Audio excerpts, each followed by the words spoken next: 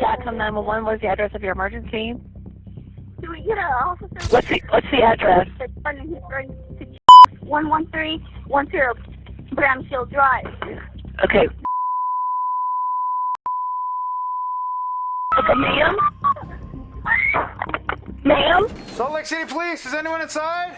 Open door left, bathroom. Shit. Okay, out. We dial 911 expecting a swift resolution, not a plot twist. However, what begins as a routine request for assistance can unexpectedly transform into a spectacle of human absurdity. So what happens when emergency calls take a detour into disturbing discoveries? Here are several instances where 911 calls lead to disturbing discoveries. Starting with the case of this woman who, unbeknownst to her, was making her final 911 call from the confines of her Johns Creek home. My husband just shot himself. Okay, what's the address? That's funding his going to Start AMR. I've got a subject down at the front. Blood coming from the face, non-responsive. On August the 23rd, 2022, police officers responded to a 911 call in Hunter's Forest. Upon arrival, the officers had no idea they were about to face one of the most dangerous situations of their careers. Jackson 911, what is the address of your emergency? Do we get an officer right away, please? My husband just shot himself. Okay, what's the address? That's funding his going to 11310 Bramshield Drive. Okay. Although the caller only reported a family dispute, what happened next would turn this quiet neighborhood into a crime scene. Stop! Okay, ma'am? Ma'am? When the officers got there, gunshots from inside the house met them, forcing them to quickly secure the area. They thought about waiting for SWAT, but the constant discharge of firearms made them go in right away. What they would find inside would make them question if this split-second decision was their only option. I've got a subject down at the front. Blood coming from the face, non-responsive. Go ahead and have him step it up. Confirm the nuclear enter. 50, that's a negative. Get him started. Rose, quick. Can you, Sorry, I've been started. Rose, can you see? Okay. Can you see inside the house? Anybody can see? Yeah, I can see inside the house. Charlie 37. Hey, get up! Let me see your hands, man! Yeah, dude, he's bleeding out. He's bleeding out. All right, We're gonna let's have to go. move Yeah, up, let's dude. go. Let's go. Move up. Hey, cover me. I'm gonna go ahead and extract him. Hey, stairs to the right. At this point, the officers did not have time for their usual room-by-room search. What they found inside would prove why running straight toward gunfire was their only choice. Let me see your hands. The room has been cleared to left. Okay. I've got positive hands. I got him. Oh. The body right on the ground. It's not a body. Keep your hands out. Let me see them. Female on the ground. The female on the ground. Stay there. Do not move. Do you understand me? Okay. Do not move. We have another body in the house on the floor. One other person. Do not move. Do not move. Keep your hands right there. Alright, she's at my feet. I almost tripped on her. She's not conscious, not alert, not breathing. Keep on, stay on him. I got him. Hey, Commander. Yeah. Oh, what you got? Watch, you might trip on her feet. I'll trip on her feet. Stay right there. Do not move. Do you understand me? All right. You're doing good. Just stay right there. I'm crossing over. Hey, what you got? I got you. Tell the police if you hear, say something. What's your name, bro? What's your name? Alright. Can't step up and shoot right away. I got you. You're doing good, man. Just stay right there. Keep your hands where we can see them. We'll come back to you. Yeah, he's laying on that. Everyone's firing anywhere you can strike. We're getting a suspect info. All right. Alright, she's not. You can see she's breathing. I can't see. We had no info. We realized the Oh, suspect. Yeah, she's not. We got. Who's gonna go hands on? I got you. I'll go. Alright, hold on, let me. Hold on. Let me. I still got him. Alright.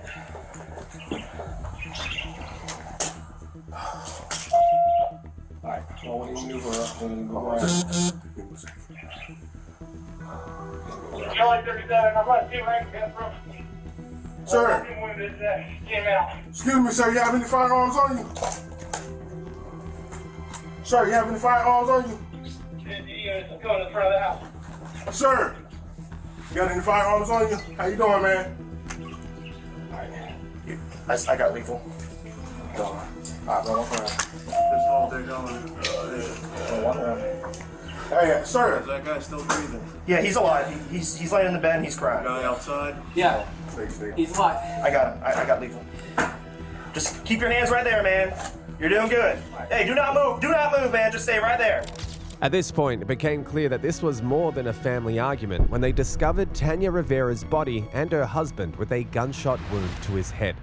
Although he probably thought that this was the end, his journey was far from over. He was stabilized at the scene and transported to a nearby hospital by ambulance under police escort. In the end, he was taken into custody, where he was charged with taking another's life and aggravated assault. While the tragic shooting in Johns Creek involving J.C. Rayo Manchilla and his wife was shocking, an even darker story of animal neglect surfaced in Cedar City. I think that's good enough. No, you need a bath. Oh my god. That's worse than a body, dude. It's uninhabitable, dude. It's absolutely uninhabitable. On July the 1st, 2023, a woman in Cedar City, Utah, placed a frantic 911 call, one that would soon uncover a chilling scene captured on police body cam. 911, what's the address of your emergency? What's going on? Need to get to the hospital. Let me get the line for them and we'll get it started. And how old are you? I'm 50. Okay. And are you feeling violent at all? No. All right, and do you have access to any weapons? No. Okay. Oh, I'm unprepared to go to the hospital. Okay, that's good. We're going to get them headed that way. They just have these questions I have to ask, but you're all good, okay. Have you done anything to injure yourself? No. Okay. And do you have a history of mental health conditions? Yeah. Yeah. For many years. Too many. The caller, a woman named Sarah, was physically unarmed, but the despair in her voice was unmistakable to the 911 operator. My baby sister's got terminal cancer, and then a lot of other things went wrong. I lost a dog, and I just kept thinking if I got puppies, it made me feel better. I just got it way over my head. Gotcha. I'm just really a bad person. No, not at all. The operator, guided only by Sarah's words, took her at face value. But as deputies approached the scene, a growing sense of unease hinted at something far more disturbing awaiting them inside. You got family coming to look after your dog? No, they need to be seized. They need to be seized? Yes. They're not being taken care of. How dogs do you have? 19. 19? Yes, sir. And I got a guy coming down from Wyoming. 3 of them are his, and he's coming to get them. Okay. So I told him to go by the sheriff's office to figure out where they were. Cedar City regulations limit residents to 2 dogs. But what Sarah described in her home was far more than a simple violation. The number of dogs was shocking, but it was Sarah's chilling confession as she was escorted to medical help instead of handcuffs that truly stood out. She lamented that she deserved punishment, not care, for the harm that she had caused to her sweet babies. Can I have your permission to go inside your home and see what you got going on? Okay. It's really bad, man. You're not going to breathe in there. There's turds and trash, and it's awful, man. It's awful. It's just, humans don't live like that. That's all I gotta say, and I've known it, and I'm not stupid. Sarah was clearly embarrassed by the state of her home, but the deputies, seasoned in their work, were already preparing for what they might discover inside. We're at the house now. She gave us permission to go inside the house. She says she's got 19 dogs. She can't care for them. They're under animal cruelty. She thinks she's going to go to jail for that. She wants to go to jail for that. But I can smell it. I could barely sit in an ambulance because she smells so bad. And I imagine that if I could smell it, and I'm not even in the house, coming from within the house is horrible. And depending on what happens with her, she's got 19 dogs in a house that has no AC in it, and no one to care for the dogs. So we're kind of in a pickle here. On that hot day in Cedar City, with the temperature reaching 89 Fahrenheit, the absence of air conditioning highlighted the harsh conditions Sarah's dogs were enduring. The neighbors say that sometimes she opens windows to try to vent it out, but that doesn't do much. Yeah. Okay. Well, pick your head there and see what you got, and then we can start working on resources to take care of the rest of it. You ready? I almost want to get alcohol pads first. Hey, Poops!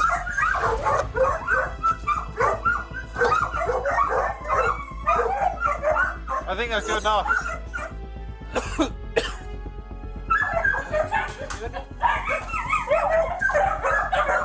Nope. You gotta need a bath.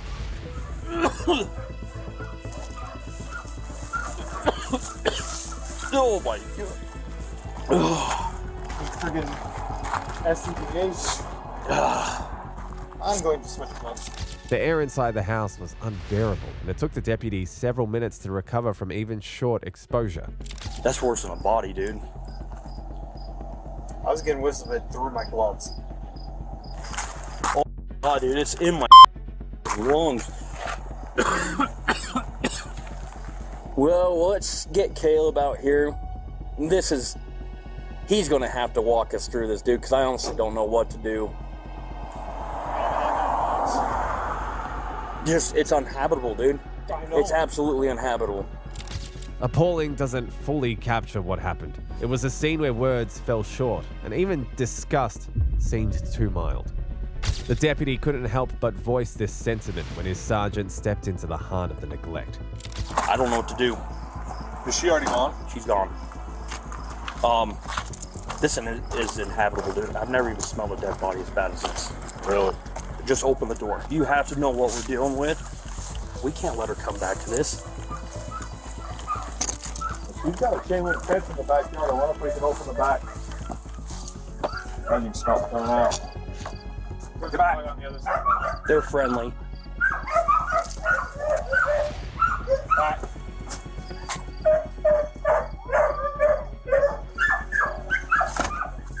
You did better than I did. I started losing it right there. Uniform I'm worried about. The overwhelming stench inside made it hard to imagine how any living being, human or animal, could survive in such conditions. At this point, the immediate task at hand was clear.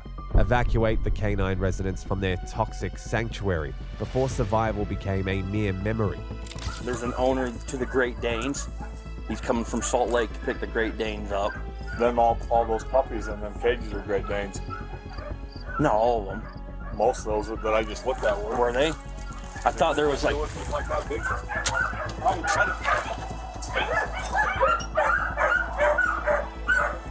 Because there's this little... This Yeah, little this guy. little, but you look back in the back. Great Danes up for that. Husky back there.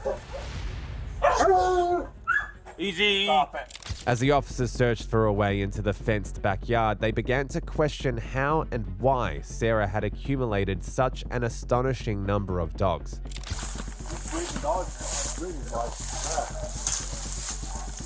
Well, I think she's advertising that she trains them. While the mystery of Sarah's dog collection required further investigation, the immediate situation left the officers with no time for questions. They needed to act quickly. Got a dog door, my bet is something small. Sam, you got a saw? Saw? Yeah. And she does have AC in there, so she turned off.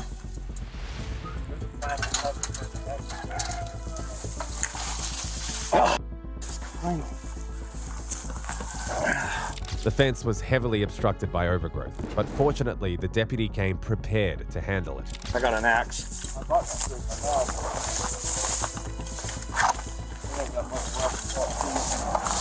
There.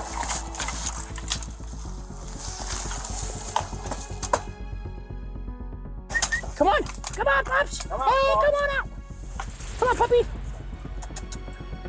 Come on! Come on! Come on, Pops! The dog's hesitance to leave the house was only rivaled by the deputy's reluctance to go back inside. At least this time, they would have some protection. I got mine out. I'll go get it. Meet me inside.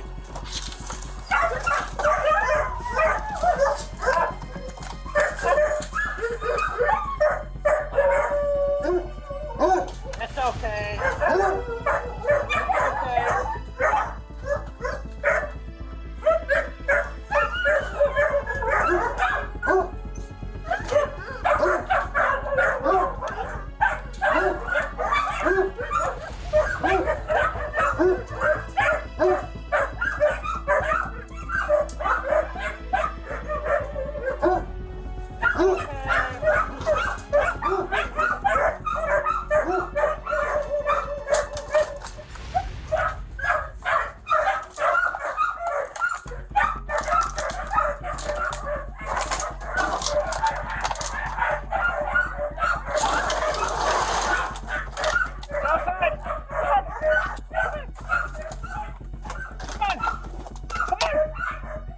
Big dog, come on.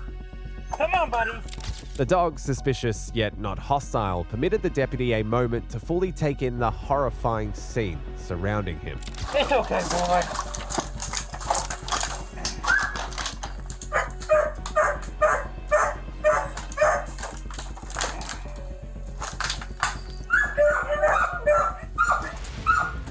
That animal, severely starved, skinny.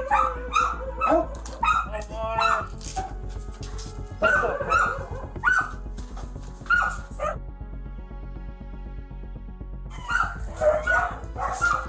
Like a bedroom.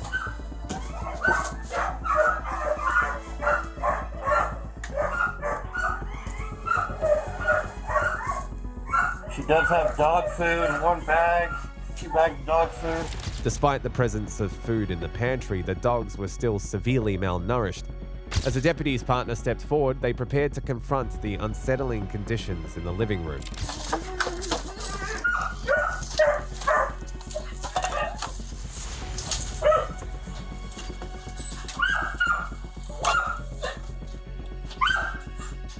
As he processed the disturbing scene before him, his partner began dismantling a makeshift barricade of wire and cardboard that was blocking the hallway.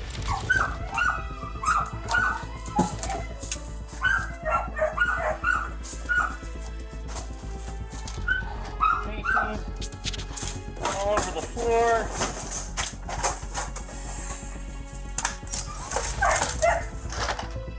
Hey, Sam! If you can find a window, let's start opening windows.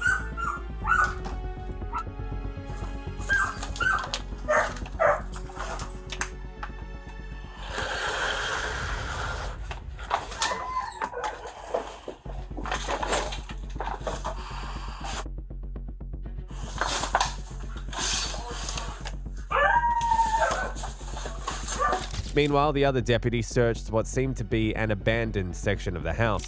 More dogs. 3 dogs. All malnourished. The deputies returned to the living room to confirm exactly how many dogs were living in this filth-ridden house. We need a dog count. What? A dog count.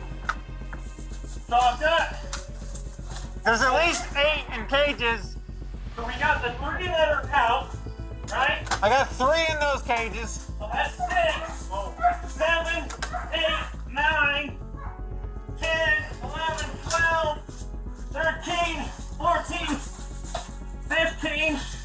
One under here. The state of the home was beyond imagination, and the sergeant was about to witness it firsthand, as the eyes would finally believe what the mind could not. Take some cell phone video. Are you willing to sacrifice your cell phone? Yeah, it's fine, but have you touched anything? Yeah. Look, the air. Hey, this is bad. I'll go get mine. This one right here was a We have 19. I'm pretty sure that was a dog in there. It's a dog. It's alive. Well, there's 19 dogs. There's a live dog in here? There's 19 dogs in here, Taylor. They're all malnourished. Best Friends, the local animal shelter, stepped in to give most of the dogs a chance at a new life. But the police's work was not done. That afternoon, they spoke with Sarah at the hospital, trying to understand how her home had devolved into such a dystopian nightmare. Okay, so and this part might freak you out a little bit, but I'm going to read you your rights. It's only because in order to ask you questions about what's going on, I have to read you these first. I've kind of got a little background of your training that you do with the animals, and Not anymore, but yeah, I was doing. yeah, maybe not anymore. This is a repetitive problem with me when things get really bad, and my parents and I don't talk, that sort of thing, so I got really lonely, and I got that same dumb feeling that this would somehow fix it, and I can't, nobody could do that. Sure. Sarah might have found herself confused by the choices she had made, yet the truth remained. Her actions led to the suffering of many voiceless creatures. It quickly surfaced that this incident was not an anomaly in her history of animal care, or rather, neglect. Have you ever had a police case about this kind of thing before in Tennessee? I have had, the Ray County Sheriffs, they didn't do anything because, once again, I was extremely mentally ill. They said, would you please take them? I can't care for them anymore. So they did take them and some things. So yes, there has been some police involvement. As unfortunate as it was that Sarah hadn't learned from her past mistakes, an even more disturbing truth emerged regarding how she had obtained some of the dogs. Have you come across the 3 that you did have that belonged to someone else? I saw he had a Great Dane puppy for sale, and he said, and I said, oh, she's cute, but I don't have $800. So, and then he said, I told him I was about trainer. So 2 of them were theoretically mine, and the male was always his that I was going to train to pay for the 2 girls. In an interview with the local news, Ryan, the owner of the Great Danes, revealed that it had been months since he'd received any updates on the training progress of the puppies. In fact, it was only after he informed Sarah that morning of his plans to pick up the dogs that she decided to turn herself in to the police. Straight up with everybody about everything and stop hiding behind shame or whatever, and just say, sadly, this is who I am. I hope it's not all I am, but it's, yeah. Ryan's impending visit likely prompted Sarah's sudden honesty more than any personal breakthrough. It's noteworthy that her animal training venture, Pet Bros Behavior Services, was not just a whisper in the wind, but actively promoted across social media with promises of top-tier training, both at home and virtually, for premium rates. Yet the police report painted a different picture. Her home, a veritable gallery of neglect, where even her vehicle had become an extension of the filth, save for the yard, a curious oasis of cleanliness. Sarah admitted to deputies that she had not been able to properly feed or care for the dogs for at least 3 to 4 weeks, shedding light on both the condition of the animals and the disastrous state of her home. I can say that I have no idea how you lived. Because when I opened the door to your house, I could not even go inside. Every day. Were you living in the house or were you living in your car? In the house. Where did you sleep? I slept on the couch. But yeah, no, it burns my eyes when I get home. I hate it, but I'm like, you know what? You freaking did it. You deserve it. Deal with it, so I do. If Sarah claimed she deserved the consequences of her actions, it was perhaps the one sentiment she shared with the deputy, an unexpected point of consensus. I'll be honest with you. I'm going to press criminal charges upon you. Okay? From what I can observe within dogs, no dog should have to go through what them dogs go through. Them dogs would probably be better off, and some of them might not make it. They're in such conditions as so. In addition to the severe injuries already mentioned, the police report provided more detail, noting that all 19 dogs appeared emaciated, with their skeletal bones visibly protruding. Most of the dogs were unable to stand or move properly due to the cramped living conditions, which led to body deformities. The report also stated that a few of the dogs were near death. In October 2023, Sarah Mills pleaded guilty to 9 counts of animal cruelty, approximately 4 months after her 911 call. She was fined $690, sentenced to 60 days in jail, and placed on 12 months of probation. Sarah was initially allowed to serve her jail time in 5-day increments each month, but by February 2024, her sentence was converted to 60 days of home confinement. Just when Utah thought they had seen the worst of human behavior with animal abuse, Salt Lake City was about to witness how methamphetamine could turn an ordinary man into something far worse. Salt Lake City Police, is anyone inside? Salt Lake City Police, anyone inside?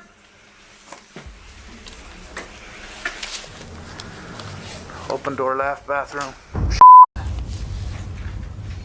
Okay, out. Somebody's in there? Yeah. On April the 10th, 2020, a property manager at the Jefferson School Apartments in Salt Lake City noticed something strange. A golf cart, meant for community use, was being driven off without permission.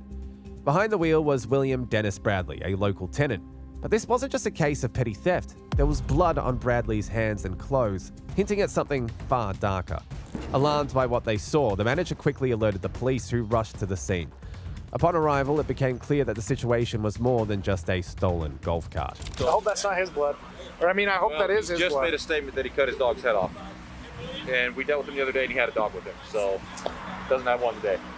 Well, so they're heading back over to Palmer Court. They're going to let him in his apartment.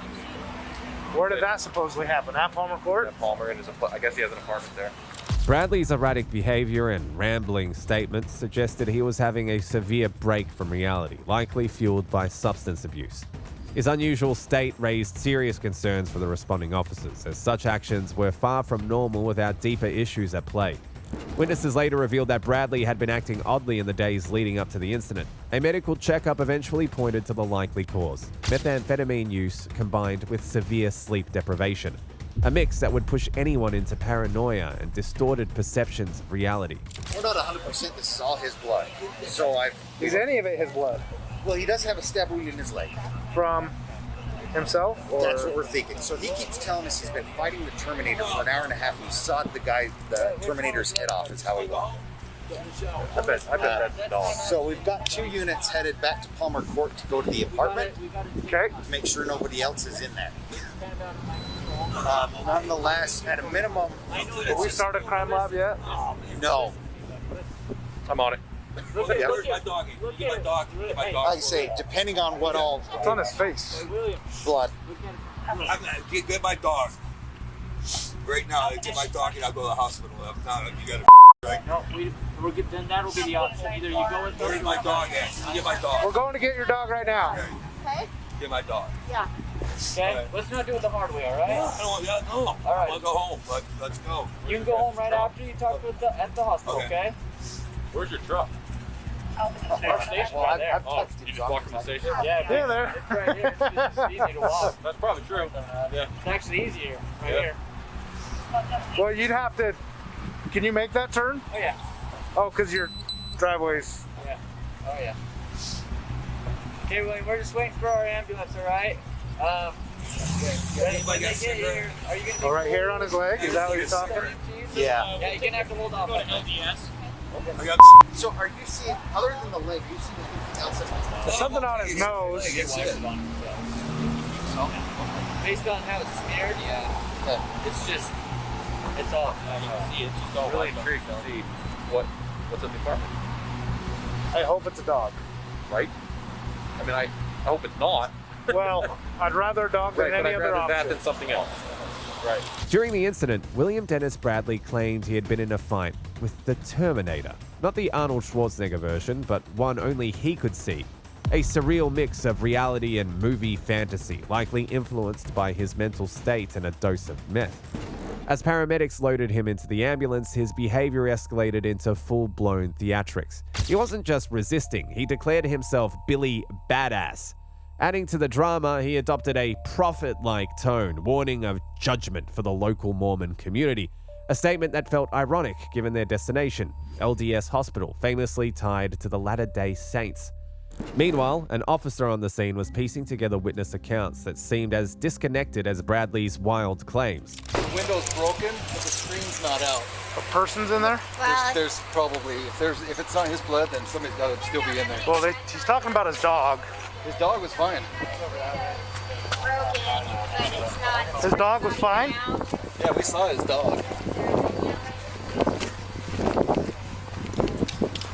Unless he cut his dog up.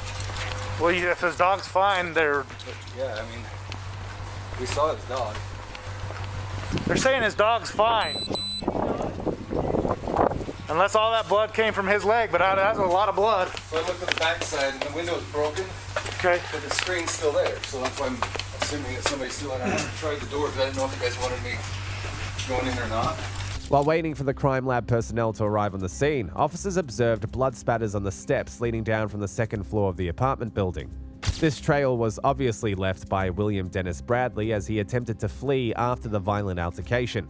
The golf cart he had stolen was also seized and towed from the scene of the arrest, with the crime lab tasked to collect evidence, including blood samples from both Bradley and his victim. As forensic experts, including Jessica Kilgore from the crime lab, entered apartment G204, they noted that the living room had been set up as a bedroom, showing signs of regular use but no evidence of a struggle. However, the bedroom told a different story. Broken glass littered the floor, some from a shattered window and others from a broken mirror. Furniture was knocked over, indicating a violent confrontation. In the bedroom, officers discovered the body of a man wearing a jacket and black denim pants. The victim, later identified as Robert Carter, displayed extensive injuries, including a swollen and bruised face, a large laceration from his ear to the back of his head, and multiple lacerations on his knuckles, suggesting that he had fought for his life. Nearby, a blood-soaked oven glove and a shard of broken glass were found, along with personal identification confirming Carter's identity. Meanwhile, at LDS Hospital, Bradley continued to exhibit violent behavior, kicking the attending doctor and emergency room staff before officers were able to restrain him. Once subdued, sedation took him under, and he slept a deep, meth-induced slumber. Doctors noted his heavy meth use and lack of sleep, piecing together the puzzle of his wild behavior and mental breaks. After nearly a day's worth of rest, William was ready for his trip to the station. Wrapped and wheeled, his journey to interrogation was brief, but as they pulled up, sleep reclaimed him, turning what should have been questioning into a waiting game.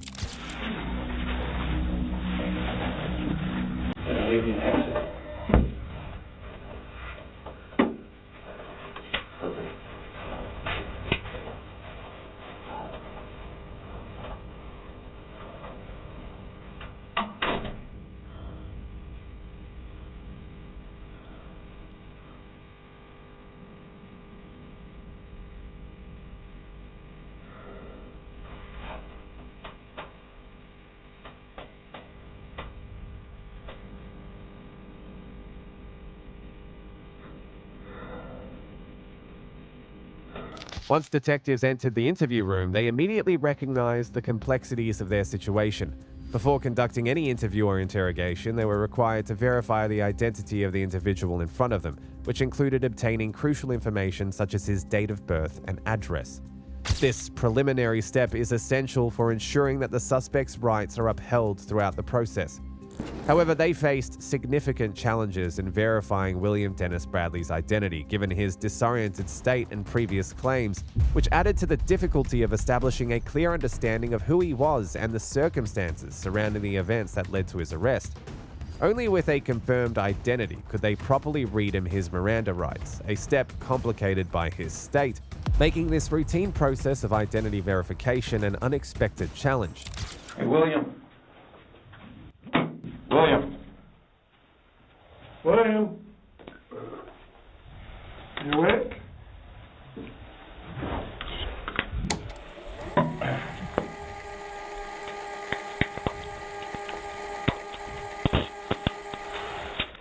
William, open your eyes for me, man. Hey, William. There you go.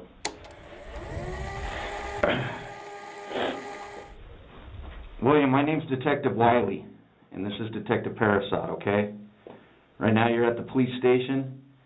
The reason you're in that restraint is just some stuff that happened over at the hospital, okay? So that's for your safety and my safety. You got that? You understand that? William. William. William. Hey, you with us? Huh? You with us, William? William?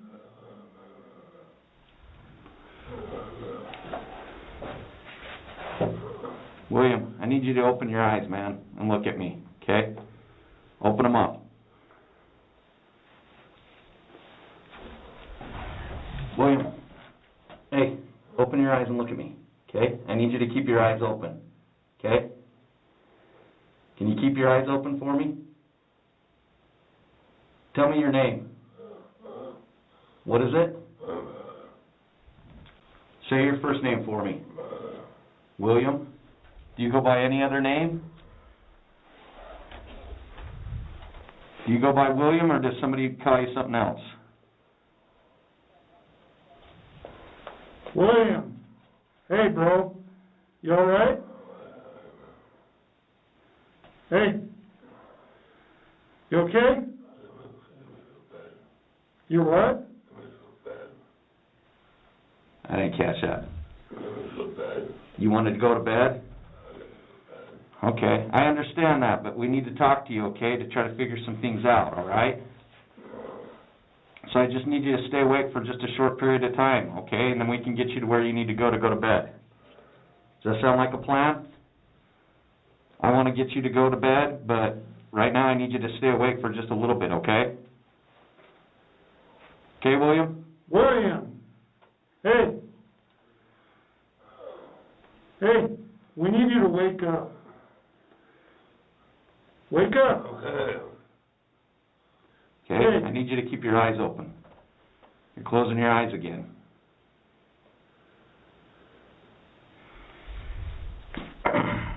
Hey. You're going to get mad at me, but I'm going to keep waking you up, man. What? Open your eyes. Open your eyes. Hey.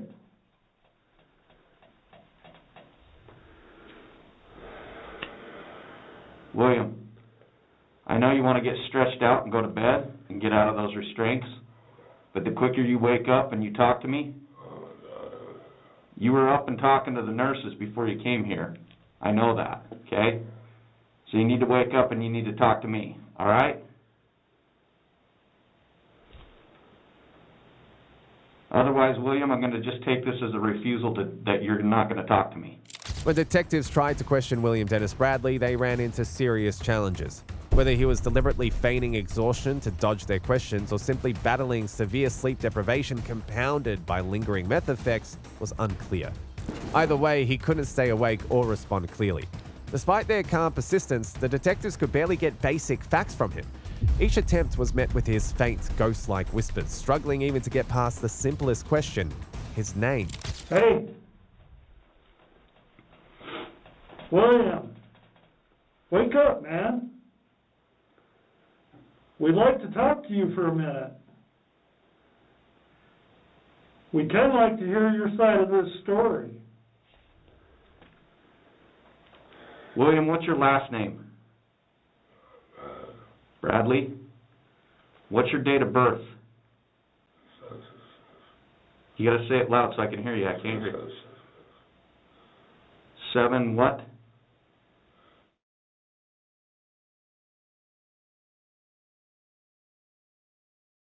Okay. What's your address of where you're living at? I didn't hear the south. I heard West Temple, but what's the south? Say it loud so I can hear you.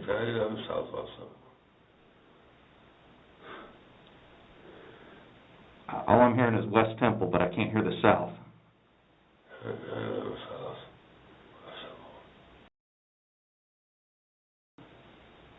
All right, I'm done.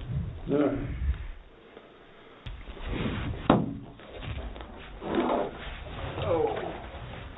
Be back here shortly, okay? The detectives quickly realized they wouldn't get much from William Dennis Bradley in his altered state. Explaining his rights would have been pointless. He wouldn't have understood them. Left with no other option, they marked it as a refusal to speak and decided to hold him over, hoping that some time in jail, along with sleep and recovery from meth use, might make him more coherent. For about 30 minutes, Bradley remained restrained in a wheelchair, eventually dozing off. When detectives and officers returned, they wheeled him out and transported him to the Salt Lake City jail. He was later charged with murder and 4 counts of assault by a prisoner for attacking emergency room staff earlier. Judge Teresa Welch set his bond at $1 million.